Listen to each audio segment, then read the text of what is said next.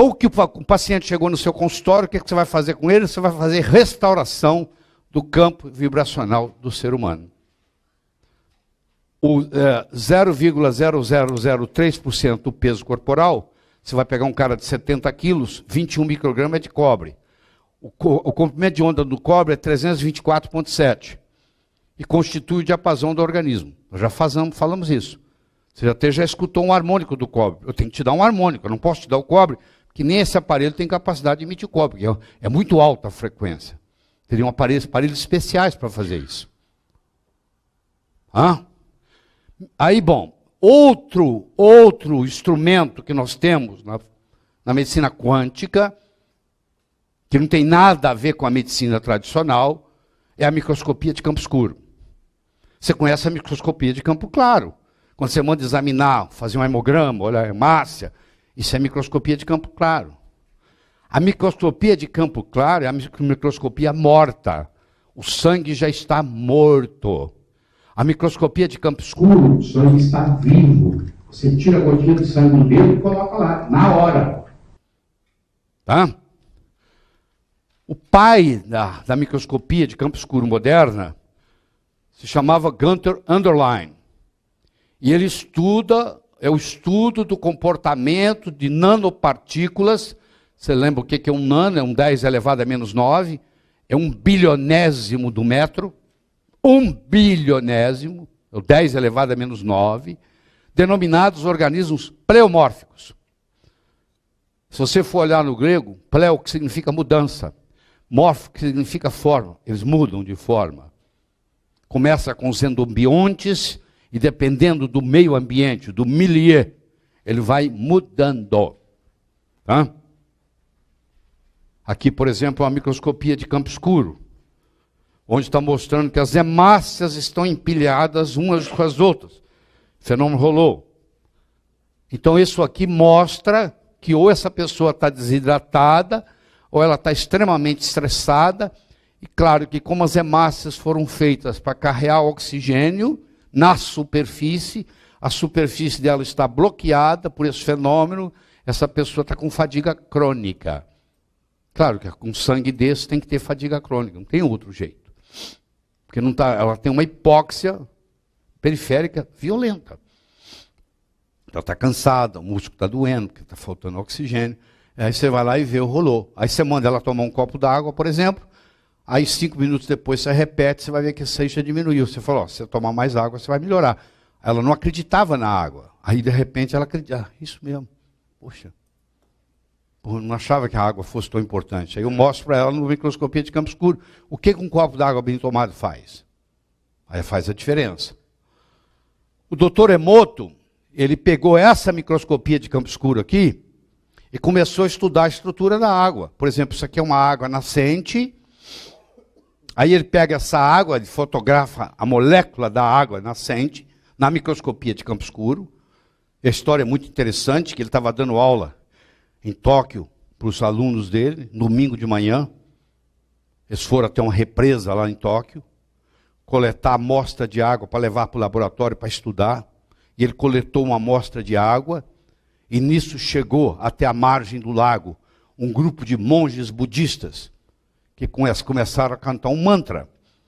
E ele se entreteu com o mantra e viajou na maionese, foi para outra dimensão, saiu daquela dimensão real que ele estava e viajou com a música.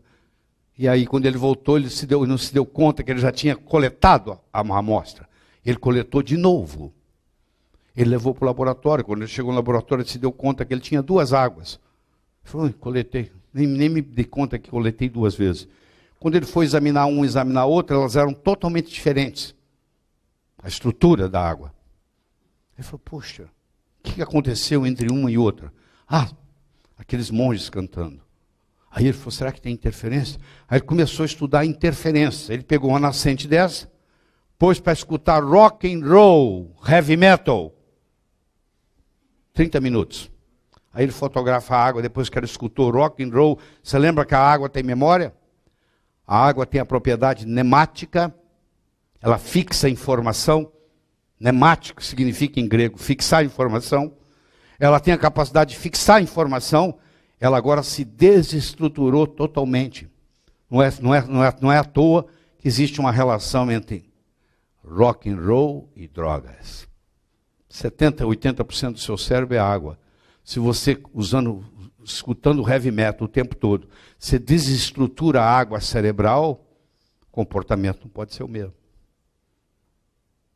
O Dr. Emoto esteve recentemente no Brasil, nós estamos aqui nos bastidores, ele foi falar, depois eu falei, ou vice-versa, não me lembro mais.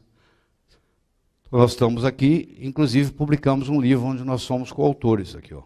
Aqui estão todos os convidados que falaram lá sobre visão quântica da medicina. Então, nós somos coautores do livro. Muito bem. Deixa eu falar outro tema importante para você. Você fala assim, mas quem é que dá energia para isso? Não é só o ATP, não. Eu preciso dos metais. Aqui eu tenho uma enzima, aqui eu tenho um substrato. A enzima tem que atuar no substrato, mas a enzima não atua no substrato sem um catalítico. Esse catalítico é um metal. O metal entra aqui, ó, e faz a enzima reagir com o substrato numa velocidade, às vezes 10.000 vezes maior. Esse é o limite. Se entrar um metal tóxico aqui, eu prejudico esse mecanismo. E se eu tenho, vamos supor, amálgama na boca, eu estou constantemente contaminando meu organismo, eu praticamente termino tendo mercúrio na maioria dessas reações. Aí o meu corpo não funciona apropriadamente e aí ele não vibra como cobre mais. O cátio metálico provoca a energia oscilacional. Então eu tenho uma catálise metaloenzimática. Metaloenzimática. Ou seja, entre o metal e a enzima. Chama-se catálise. Ele é um catalítico. Ele não é destruído na reação. Ele sai como do jeito que ele entrou. Ele só participa e sai. Então esses complexos ou compostos organometálicos estão no corpo inteiro, todo lugar, toda hora, todo momento. Aí você começa a ver a importância dos minerais na sua saúde. A medicina clássica não dá bola. Nem fala sobre isso. Nem fala. Mas a biofísica quântica se preocupa tremendamente com isso. E isso vai ser o diferencial que nós vamos ter. Eu tenho aqui de novo a barreira intermente, eu tenho o cobre, eu tenho o cromo, eu tenho o cobalto, eu tenho o selênio. Existe sempre uma doença, 2, 3, 5, tentando furar essa barreira. São padrões arquetípicos, informações patogênicas e regeneradoras. Eu não tenho só porcaria aqui embaixo. Eu tenho também coisa boa. Que através do RNA mensageiro, através do ribossoma, vai formar a proteína que eu preciso. É assim que é feito. O RNA mensageiro vai ser ativado por algo que sai daqui, passa e fura a barreira intermente, fisiologicamente falando. Ou uma patologia que a barreira intermente não permite passar enquanto ela estiver íntegra, enquanto ela tiver uma rigidez oscilacional. Vibracional é para coisa macroscópica, oscilacional é para coisa subatômica. Então, o elétron não vibra, ele oscila. O próton não vibra, ele oscila. Os leptons não vibram, oscilam. Os quarks, quer dizer, é um conjunto, prótons, nêutrons, são quarks, eles oscilam. Tudo que é do átomo para baixo é oscilação. Tudo que é da molécula para cima é vibração. Então nós temos que conversar sobre oscilacional e não vibracional. Os dois são frequenciais. São frequenciais. Então está aqui, ó. No fim a história é essa aqui que você vai levar para casa. Ó. Como é que eu equilibro essa barreira intermentes para não deixar essas patologias saírem, deixar as regeneradoras passarem. E para fazer isso eu tenho que ter um diapasão de cobre. Meu corpo tem que ser um diapasão de cobre. Tem que emitir o som do cobre como um todo para eu me harmonizar. Quanto mais próximo eu tiver do cobre, mais saúde eu tenho. Quanto mais longe eu tiver do cobre, mais doente eu sou. Tá? Então esses 4 elementos, o cobre, o cromo, o cobalto e o selênio, Eles trabalham harmonicamente entre eles. Se um desses aqui errar, o número todo está comprometido. Quero que você entenda isso. E esse equilíbrio é do jeito que ele está aqui. Ele é um equilíbrio dinâmico o tempo todo. Ele é dinâmico. Você tem acesso a produtos, oligoelementos, cobre, oligoelemento cromo, oligoelemento cobalto, oligoelemento selênio. Vocês que trabalham da medicina de Rife, que é uma medicina quântica, você tem cartões de barreira. Você pode aplicar no seu paciente doente um cartão de barreira. E ele vai também ajudar a equilibrar isso aí. Você tanto equilibra via oligoelementos, que vocês vão ver aqui, quando você equilibra via já a vibração só pura, só vibracional, só frequencial, melhor dizendo. Só frequencial.